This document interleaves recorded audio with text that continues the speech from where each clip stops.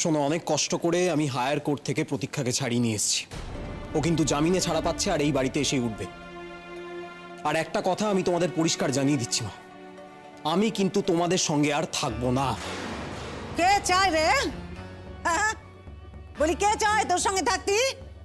ও কি কথা, থাকতে পারবো নে? হ্যাঁ, থাকিস নে। ভালো হয় তো, ভালো হয়, খুব ভালো হয়। আমাকে তোর জন্য ওই রান্না বান্না কিচ্ছুটি করতে হয় না। যা যা যা যা, নিজের বউকে নে আলাদা থাকবে যা। আমরাও তোর সঙ্গে আর কোনো যোগাযোগ রাখতেই চাই না। কি বলতে চাইছো তুমি? হ্যাঁ, কি বলতে চাইছো? একজন পরের বাড়ির মেয়ে এসে তোমাকে বোঝালো আর অমনি তুমি? ভদ্রভাবে কথা বলো। হ্যাঁ, আমি না কাউকে কিছু বোঝাইনি।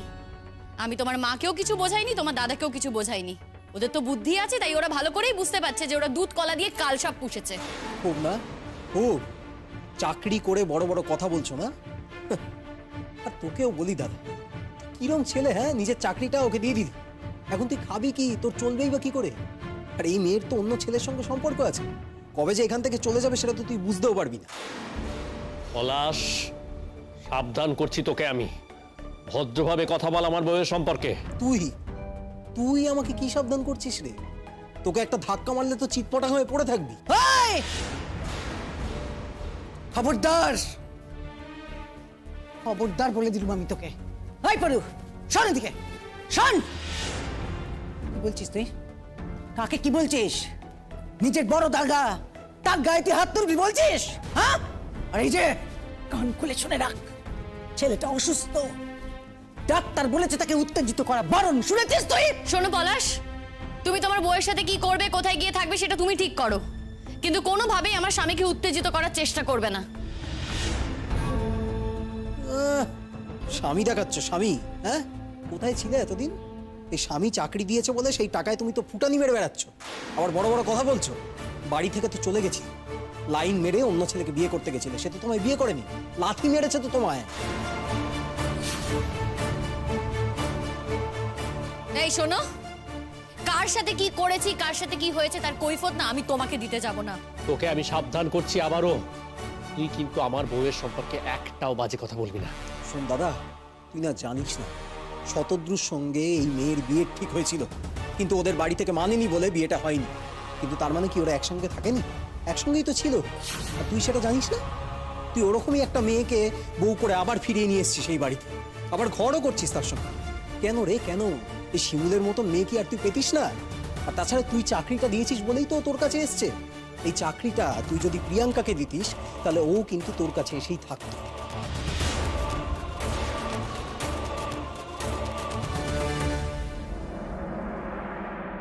আইনত আমি তোমার স্বামী, সেই জায়গা থেকে দাঁড়িয়ে আমি তোমাকে একটাই রিকোয়েস্ট করব, প্লিজ বিপাশা, আমাকে না বলে তুমি এ বাড়ি থেকে কোথাও যাবে না, প্লিজ।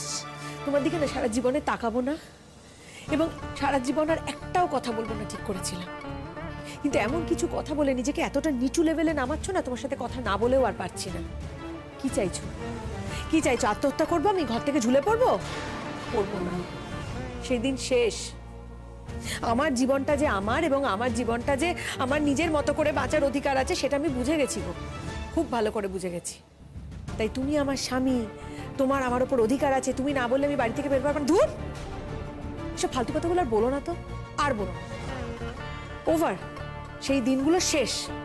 এখন তুমি আমাকে দয়া করে যতটা তাড়াতাড়ি সম্ভব ডিভোর্সটা দিয়ে দাও, কাগজপত্র যা যা আছে সেসব শৈশাবুত করে মিটিয়ে দাও। এই একটাই কাজ বাকি আছে তোমার আমার দুজনের একসঙ্গে করার, সেটা হয়ে গেলে সবটা শেষ হয়, মিটে যায়, আমি বাঁচি। তোমার তো ডিভোর্সটা দরকার ছিল এতদিন, তোমার নিজের প্রয়োজনে ডিভোর্সটা দরকার ছিল, তোমার থেকেও বেশি এখন আমার দরকার। আমি মুক্তি চাই, তোমার নাম, তোমার পরিচয়, তোমার পরিবার, তোমার বাড়ি, সবকিছু থেকে আমি মুক্তি চাই। দেবে মুক্তি আমাকে তাড়াতাড়ি? তুমি বুঝতে পারছো না আমার কি গভীর শান্তি হবে, তুমি বুঝতে পারছোই না।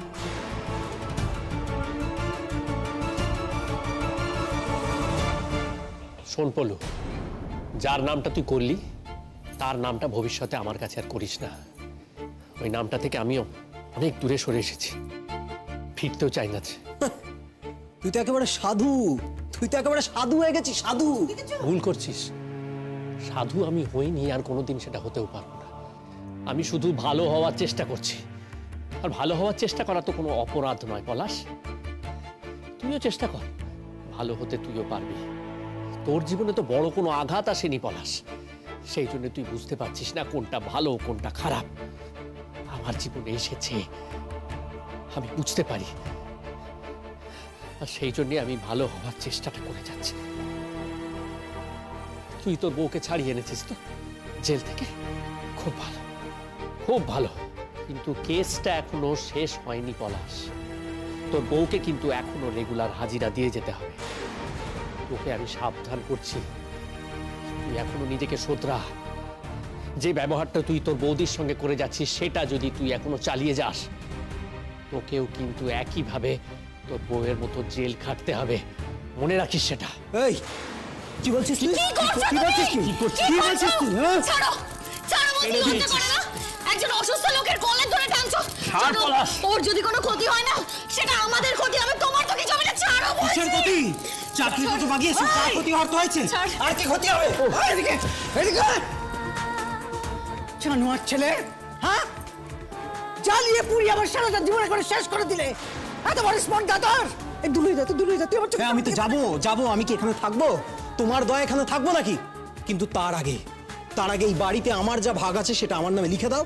আমি সেটাকে বিক্রি করব, আমি এখান থেকে চলে যাব। কি আছে কি আছে? আমি এই মহিলার সঙ্গে থাকবো না। আমার এটা চরিত্রহীন মহিলা। বুঝলাম, কিন্তু কি আছে এই বাড়িতে? তোর কি আছে? ভাগ? তোর ভাগ আছে? ও হ্যাঁ, করে ইল্লি বল দেখি, তোর ভাগ আমি লিখে দেবো। হ্যাঁ, তাই বলছিস তো তুই? অত সহজ নয়। থাকতে হলে থাকো, না থাকতে হলে যাও। এতদিন যে তোমায় আমি দূর করে দিইনি তোমার 14 পুরুষের ভাগ্যে, এই কথা আমি বলে দিলুম। কোনো ভাগ টাগ হবে না। এই ভাগ কিসের রে? কিসের ভাগ কিসের? কিসের ভাগ? হ্যাঁ, ভাগ কারণ এই বাড়িটা আমার বাবার। তোমার বাবার অবর্তমানে না তোমার মা বাড়ি পাবে। তোমাকে কেন লিখে দিতে যাবে? এই শোনো, একদম বেশি কথা বলবে না বলে দিলাম। আমার দাদাকে তো বিষিয়েছ, কিন্তু আমার মায়ের সঙ্গে এরকমটা করতে আসবে না। আমি তোমাকে বারবার বলছি, আমি এই বাড়ির ভাগ নেব, আমি এখান থেকে চলে যাব, ফিরেও তাকাতে আসবো না আমি। পলাশ, কিসের ভাগের কথা বলছিস তুই? তুমি কথা বলো না। দাঁড়াও, তোর ভাগ আমি তোকে নিতে দেব না। শুনে রাখ তুই, ভাগ ভাগ কিসের ভাগ? তোর কটা পয়সা দিস তুই এই বাড়িতে? ভাগ শোন, এই বাড়িটা মায়ের বাড়ি। মা এই বাড়িটা যা ইচ্ছে করবে সেটাই করবে। এটা আমাদের পূর্বপুরুষের বাড়ি, কিছুতে এই বাড়ি ভাগ হতে দেব না আমি। এই শোন, ভাগ হবে কি হবে না সেটা আমি জানি না। এই যে মা, আমার পোর্শনটা তুমি আমাকে লিখে দাও। আমি সেই পোর্শন নিয়ে, সেই টাকা নিয়ে আমি কি করব না করব সেটা আমি বুঝবো। তোমাদের কাউকে ভাবতে হবে না। আমি ব্যবসা করব। ভাগ? হ্যাঁ, বড় বড় কথা, বড় বড় কথা, তাই তো? এই চুপচাপ এ বাড়িতে থাকতে হলে থাক, নাহলে যা তো যা, যা এখনই দূর করে দেবো আমি তোকে। যা যা, দূরে যা। কি হয়েছে? কি হয়েছে? তুমি আমাকে দূর করে দেবে? তুমি আমাকে দূর করে দেবে? ওজনে কথা, কিসির ভাগ চাইছো? এই বাড়িটা আমার। আমি যখন লিখে দেব 3টে ভাগ হবে। প্রথমে তোমার দিদির, তারপরে তোমার দাদার, তারপরে গিয়ে তোমার। বুঝেছো? দিদির? হ্যাঁ, দিদির ভাগ? আমি সেই ভাগ দিতে দিলে তবে তো দিদিকে ভাগ দেবে। আইন কানুন কোনো কিছুই তো জানো না দেখছি। হ্যাঁ, আর তুমি কে গো ভাগ দেওয়ার? এটা তোমার বাড়ি? এটা তোমার বাড়ি নয়, এটা মায়ের বাড়ি। বাবার অবর্তমানে এটা মায়ের বাড়ি, তাই তুমি কেউ নও এই বাড়ি দেওয়ার। যা করার মা করবে। তুই মেয়েটাকে অনেক অপমান করেছিস, অনেক কষ্ট দিয়েছিস। এবার ও যা চাইছে সেটাই করে দে, বুঝতে পেরেছিস? কোনোদিনও ও তোকে ক্ষমা করতে পারবে না। সত্যি কথাই তো, একই সঙ্গে একই বাড়িতে দুটো বউ নিয়ে তুইও থাকতে পারবি না। আর তুই থাকতে পারলেও সেই মেয়ে দুটো থাকতে চাইবে কেন? কেউ চাইবে না। আর যে বাচ্চাটার বাবা তুই হয়েছিস, তার মা তোকে ছাড়বে কেন? ছাড়বে না তো। আর এর মধ্যে আমি কোনো অন্যায় দেখতে পাচ্ছি না। তার তো কোনো দোষ নেই। ওর যে একেবারেই দোষ ছিল না সেটাই বা বলি কি করে? ওর সঙ্গে যখন তোর সম্পর্ক হলো, ও জানতে পারলো যে তুই বিবাহিত, সরে এলো না কেন? একবারও বাড়িতে এসে দেখলো না কেন যে তোদের স্বামী স্ত্রীর মধ্যে সম্পর্কটা কিরকম? এত বড় ঝুঁকিটা নিল কি করে তুই বল? আর বৌমা, তোমারও কিন্তু অনেক ভুল হয়েছে। সব ভুলই আমার মা, সব দোষই আমার। শুধু তোমার ছেলে সাধু পুরুষ। আমি একবারও বলছি না যে আমার ছেলে সাধু পুরুষ। তোমার নিজের স্বার্থের জন্যই তোমার দেখে রাখা উচিত ছিল যে তুমি একজন সাধুর সাথে মিশছো নাকি দুর্বৃত্তের সাথে মিশছো। আমি সে কথাই বলতে চেয়েছি। আচ্ছা এখানে দাঁড়িয়ে এত কথা কেন হচ্ছে আমি তো বুঝতে পারছি না। ঘুমাবো তো নাকি শান্তিতে একটু ঘুমানোও যাবে না বাড়িতে? বৌমা, তুমি তো কিছু খাওনি, খাবারটা খাবো না আমি আর, এই বাড়িতে আমি আর খাবো না। মা, শিমুলদের বাড়িতে গেছিলাম, আমি খেয়ে এসেছি। মানে তুমি আমার রোজগারের টাকায় খাবে না, তাই তো? হ্যাঁ একদমই তাই। তোমার রোজগারে খাওয়ার আগে যেন আমার মৃত্যু। এবার দোহাই করো তো, তোমরা সকলে যাও, এই ঘরটা থেকে যাও, আমাকে একটু ঘুমোতে দাও। এই মধুরিমা তোমার মেয়েকে নিয়ে যাও তো এখান থেকে।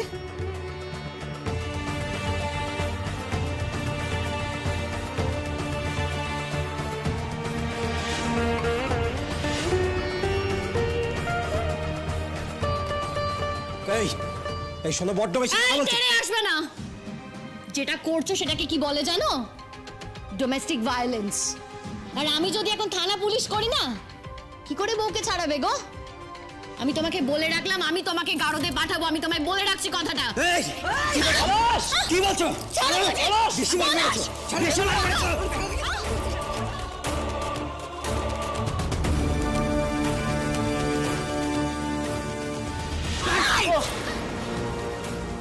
লেগেছে না? ও বাবা, ও বাবা, ও লেগেছে গো, লেগেছে, লেগেছে পরাগ, লেগেছে। মা, তোমার বড় ছেলেকে যদি তুমি বাঁচাতে চাও, তোমার ছোট ছেলেকে বাড়ি থেকে বের করে দাও মা। না হলে তোমার বড় ছেলেকে তুমি বাঁচাতে পারবে না, ও অনেক বড় ক্ষতি করে দেবে। দরকার হলে আমি তোমার বড় ছেলেকে নিয়ে আলাদা হয়ে যাব। না হলে চোখের সামনে ওকে এইভাবে ও মেরে ফেলবে, আমি কিছুতেই সহ্য করতে পারবো না। পীড়িত একেবারে উতলে উঠছে না? হ্যাঁ, উতলে উঠছে পীড়িত। শোনো, তোমার মতো মেয়ের পীড়িত কিসের জন্য না সেটা আমি ভালো করে জানি। তোমার পীড়িত তো এই টাকা পয়সার জন্য। টাকা পয়সাগুলো খেয়েছো, এবারে এই সম্পত্তির পেছনে পড়েছো। দাঁড়াও না, প্রতীক্ষা একবার আসুক। প্রতীক্ষা এসে তোমাকে দেখাবে কত ধানে কত চাল। দেখাবেই তো, দেখাবে না? এখন তো চাকরি নেই, চাকরি চলে গেছে, খাবে কি তোমরা? দিনকাল তো জানো না, তাই এসব কথা বলছো। শোনো, আর যদি ভেবে থাকো না যে মায়ের পেনশন থেকে তোমরা টাকা নেবে, সেটা আমি হতে দেব না। আমি মাকে কিছুতেই টাকা দিতে দেব না তোমাদের। আমিও দেখবো তোমাদের কি করে চলে। যদি ভদ্রভাবে থাকতে না, তাহলে সবটা পেতে। ভদ্রভাবে থাকোনি, অসভ্যতা করেছো। ছি ছি ছি, লজ্জা করে না? না, এই অসুস্থ দাদার গায়ে হাত তুলছো, আর আমি এ বাড়ির বড় বউ, আমাকে অবধি মারতে আসছো। এর পরিণাম কি হবে তুমি কিন্তু ভাবতে পারছো না পলাশ। তুমি কি আমাকে ভয় দেখাচ্ছ নাকি? হ্যাঁ, ভয় দেখাচ্ছ? ভয় পাও, ভয় যে দেখাচ্ছি, ভয়টা পাও।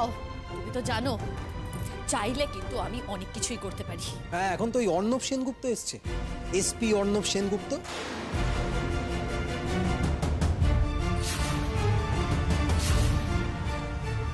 তোমার যাতায়াতটা একটু বেশি বেড়ে গেছে না ওনার চেম্বারে? এখন এখন তো সিনে আবার শতদ্রু নেই, ওই ওই এসছে না, অর্ণব সেনগুপ্ত এসছে এখন। একদম বাজে বাজে কথা বলবে না। মা, তুমি শুনছো মা? ও আমার চরিত্র নিয়ে কথা বলছে, আমি কিন্তু এটা সহ্য করব না, কিছুতেই আমি সহ্য করব না। কে সহ্য করতে বলেছে বৌমা তোমাকে? বলো আমাকে, বলো কে বলেছে তোমায় সহ্য করতে? ও কি কথা বৌমা? আমি তো কখনো তোমাকে বলিনি যে সহ্য করো। করো না সহ্য, একেবারে করো না। আমি তোমায় বলছি, যাও তো বৌমা, যাও, যাও গিয়ে থানায় নালিশ করো ওর নামে। আমি সাক্ষী দেবো তোমার হয়ে, যাও। এই শোনো, খবরদার বলছি, বেশি বাড়াবাড়ি করবে না কিন্তু। এই এই, কি করবি তুই? বাড়াবাড়ি করলে কি করবি? মা মা মা, ওকে চুপ করো না, তুমি দয়া করে চুপ করো। তুমি জানো না তোমার উত্তেজিত হওয়া বারণ? মা, তুমি দেখেছো ওকে কিভাবে এক্সাইটেড করছে? তোমার সঙ্গে এরকম ব্যবহারও করে যাবে আর আমি চুপ করে দাঁড়িয়ে দেখবো? ও মায়ের সঙ্গে এরকম ব্যবহার করবে, আমি চুপ করে দেখবো? সেটা হয় না। কত বড় লায়ক হয়েছে, হ্যাঁ? কত বড় শেয়ারে হয়েছিস তুই। ও আচ্ছা, আর আমার সঙ্গে ষাট বেঁধে যখন অন্যায়গুলো করেছিলিস সে কথা তোর মনে নেই? হ্যাঁ, তোর মনে নেই না? আর এখন আমার বউকে তুই একা পেয়ে ফাঁসাচ্ছিস। নিজের বেলা সব ভুলে গেলি, সব দোষ ভুলে গেলি নিজের। শোন পলাশ, আমি কিন্তু অন্যায়গুলো করিনি, তুই বাধ্য করেছিস আমাকে। তুই আর তোর ওই বউ দুজনে মিলে আমাকে বাধ্য করেছিস। এখন তুই সাধু সাজছিস না? যা যা যা যা যা, বলকে যা। আমিও বলবো, আমার কাছে অনেক প্রমাণ আছে, আমিও সমস্ত বলবো। দরকার নেই, আমার কোনো প্রমাণের দরকার নেই। শোনো, কেউ যদি আমাকে অতীতে ফিরে নিয়ে যেতে বাধ্য করে না, আমি কিন্তু তাকে ছেড়ে কথা বলবো না। সেই ভয়টা যেন মনের মধ্যে থাকে। আমার সাথে কি করা হয়েছে সেটা সবাই জানে। একটা মানুষের প্রাণ নিয়ে টানাটানি করেছো, লজ্জা করে না? তারপর এত বড় বড় কথা বলছো। আর তোমার স্বামী কি? তোমার স্বামী কি সাধু? সাধু নয়, কিন্তু সাধু হওয়ার চেষ্টা করছে। মনের মধ্যে অন্তত সেই ইচ্ছেটা আছে, কিন্তু তোমার মনের মধ্যে কি আছে গো? ছি, তোমাকে আমি মানুষ হিসেবে মনেই করি না। তুমি হলে একটা জানোয়ার, জানোয়ারের অধম তুমি। এই তোমাকে না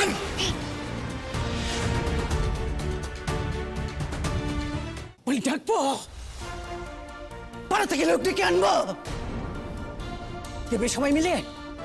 হ্যাঁ, আমি পেটে ধরেছিলাম, আমি তোকে পেটে ধরেছিলাম রে। ভাবতেও তো আমার ঘেন্না করছে এখন। তোমার কপালে অনেক দুঃখ আছে মা, তোমার কপালে অনেক দুঃখ আছে, আমি তোমাকে বলে রাখলাম। তোমার এই ছেলে তো থাকবে না, ও তো বাঁচবে না, কদিন পর ও তো বাঁচবে না। তারপর তোমার এই বউকে আমি কি করে তারাই শুধু তুমি দেখবে। কি করবে তখন তুমি? কি করবে? কোথায় যাবে? লজ্জা করে না তোর? এতটুকু লজ্জা করছে না যে আমি মা, আমার মুখের সামনে দাঁড়িয়ে তুই আমার আর এক ছেলের মৃত্যুর কথা বলছিস? লজ্জা করে নে। আমি জানি আমি আর বেশি দিন বাঁচবো না। আমার দিন ফুরিয়ে আসছে, আমি সেটা খুব ভালো করে জানি। সেই জন্য আমি যা করেছি, আমার সেই সব কৃতকর্মের জন্য আমি প্রায়শ্চিত্ত করতে চাই। শোন পলাশ, আমি না তোর মতো গলা উঁচিয়ে একবারও বলছি না যে আমি কোনো অন্যায় করিনি। আমি অন্যায় করেছি আমি অন্যায়। আমি শিমুলের উপরে অনেক অন্যায় করেছি, আর সেই জন্য আমি সেই অন্যায়গুলোর প্রায়শ্চিত্ত করতে চাই। আর তুই কি করছিস? তুই অন্যায় করে আবার গলা তুলে বড় বড় কথা বলছিস। তুমি উত্তেজিত হও না, শোনো আমার কথাটা শোনো। ও তোমাকে উস্কানোর চেষ্টা করছে, ওটা ডেঞ্জারাস ছেলে। তুমি ওর কথা শোনো না। দেখো, আমি জানি তুমি এখন কি ভাবো, তোমার মনে কি চলে, আমার সবটা জানা। তোমার তো নতুন করে আমাকে বলার কিছু নেই। আমি এটাও জানি যে তুমি আমাকে ভরসা করো, তুমি আমাকে বিশ্বাস করো বলেই তোমার চাকরিটা আমাকে দিয়েছো তোমার সংসার রক্ষা করার জন্য। তা না হলে তো তুমি তোমার চাকরিটা আমাকে দিতে না। তুমি প্লিজ আমার কথাটা শোনো। ও ডেঞ্জারাস ছেলে, ও তোমার ক্ষতি করবে গো। তুমি মাথাটা ঠান্ডা রাখো। দেখো, তোমার যদি কোনো ক্ষতি হয়ে যায়, আমি কিছুতেই মেনে নিতে পারবো। বৌমা মন বলে না, পরাগ শান্ত হতো দেখি। শান্ত হ বাবা, তুমি একেবারে শান্ত দেখো বাবা, উত্তেজিত হয়ে নে।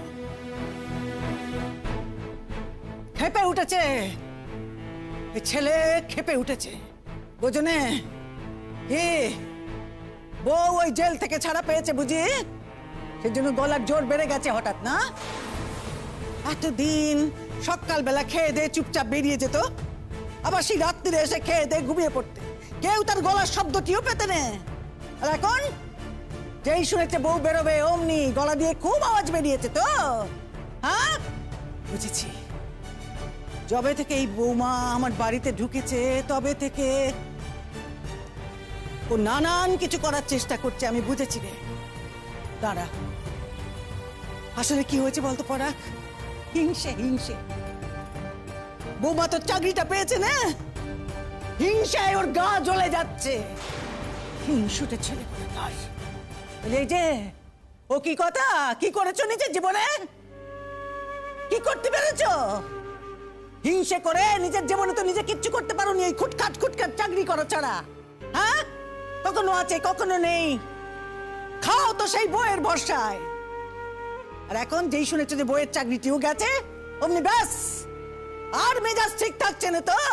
হ্যাঁ, এই বলি তোর বইয়ের চাকরি গেল কেন? কেউ কিছু অন্যায় না করলে তো তার চাকরি যাওয়ার কথা নয়। না মানলুম, মানুষ শ্বশুর বাড়িতে আসে, বনিবনা হয় না, অনেক সময় হয় না, থাকে তারা আলাদা থাকে, তাই বলে কি এরকম করতে হয় নাকি? হ্যাঁ, আমি লক্ষ্য করেছিলাম উঠে পড়ে লেগেছিল সবকিছু ওই বউ আসার পর থেকে ছিনিয়ে নেবার জন্য একেবারে উঠে পড়ে লেগেছিল ছেলে। বলি একটা কথা শোনো, এই বাড়িটা আমার। ছেলে হিসেবে যদি তোমার কোনো হক থেকেও থাকে, তুমি তোমার বাবার একমাত্র সন্তান নও বলু, মনে রেখো। কিসের হক তোমার? হ্যাঁ, এখন থেকে সবকিছু নেবার জন্য একেবারে উঠে পড়ে লেগেছো। সেই দিন থেকে আমি লক্ষ্য করছি তোমার সবকিছু চাই, একসাথে সবকিছু চাই। হোক না, হোক, হোক দেখাচ্ছি। না মা, কিসের হক ওর? কোনো হক নেই। এই বাড়িটা তোমার, বাবার অবর্তমানে এই বাড়িটা তোমার, এটা মাথায় ঢুকিয়ে রাখো মা, আর ভুল করো না। আর তোমার এই ছেলেকে প্রশ্রয় দিও না মা, ও সাংঘাতিক ছেলে, ওর যা ইচ্ছা তাই করতে পারে। ওই সম্পত্তির লোভে না মা তোমারও ক্ষতি করে দিতে পারে, তোমাকেও মেরে ফেলতে পারে। দেখো না, ধাক্কা দিয়ে হয়তো সিঁড়ি থেকে ফেলে দিল, যা খুশি তাই করতে পারে। মা আমি তোমাকে বলছি মা, ও ডেঞ্জারাস ছেলে, ওর মাথা খারাপ হয়ে গেছে। তুমি শুধু তোমার বড় ছেলেকে একটু দেখে রেখো না মা, ওর যেন কোনো ক্ষতি না করে, দেখো না ও যেন মাথা ঠান্ডা রাখে। মা আমি তো সবসময় বাড়িতে থাকি না, আমার অ্যাবসেন্সে তুমি দেখো তোমার ছোট ছেলে যেন তোমার বড় ছেলের কাছে না ঘেঁষতে পারে, তুমি একটু দেখে রেখো মা। আর ওকে ওকে আমি দেখে নেব। আমার সত্যি ভয় করছে জানো তো, দুদিন পর ওর বউ আসবে, তারপর দুজনে মিলে দেখবে প্ল্যান করবে কিভাবে এই সম্পত্তি গ্রাস করা যায়, তার জন্য সবার ক্ষতি করতে পারে, যা খুশি তাই করতে পারে। এই পলাশ, আমার যে অংশ আছে না, আমি দরকার হলে তোমাকে দিয়ে দেব, আমি হাত জোড় করে তোমাকে বলছি। তুমি শুধু আমার স্বামীর কোনো ক্ষতি করো না পলাশ, প্লিজ কোনো ক্ষতি করো না, প্লিজ।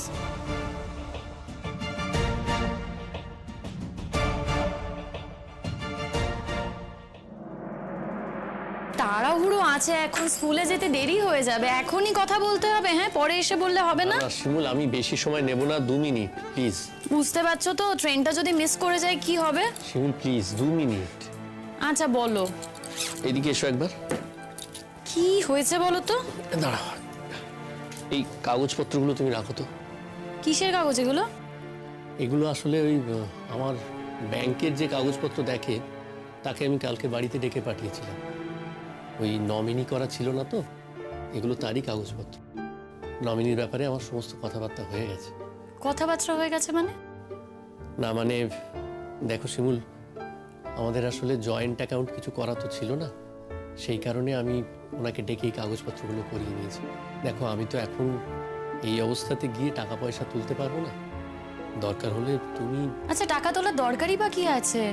আমি তো এখন স্কুলে কাজ করছি, স্যালারি হবে তো, সেখান থেকে নাই খরচা করব। তোমার অ্যাকাউন্টে যে টাকাটা আছে সেটা থাক না, ওটা তো ধরার দরকার নেই। সবই বুঝতে পারছি, কিন্তু তাও এটা প্রয়োজন, তুমি প্লিজ আপত্তি করো না। আচ্ছা তুমি এখন এসব কথা বলছো, এসব কথা শোনার সময় আছে বলো তো? স্কুলে যেতে হবে না, ঠিক নেই? আরে শোনো, এখন না হয় কথাটা হয়ে রইলো তোমার সাথে, আমি এত কষ্ট করে ডেকে এনে কাগজপত্রগুলো করালাম, তুমি রাগ করো না প্লিজ, সইটা করে দাও। কি আশ্চর্য, আমি সই করতে চাইছি না, বুঝতে পারছো? আমি তো চাই। তুমি যেটা চাও সেটাই হবে না? আমার চাওয়ার বুঝি কোনো দাম নেই তোমার কাছে? কে বলেছে তোমার চাওয়ার দাম নেই? তুমি চাইলে বলেই তো আমি মানুষের মতো ব্যবহারটা করলাম, না হলে কি করতাম?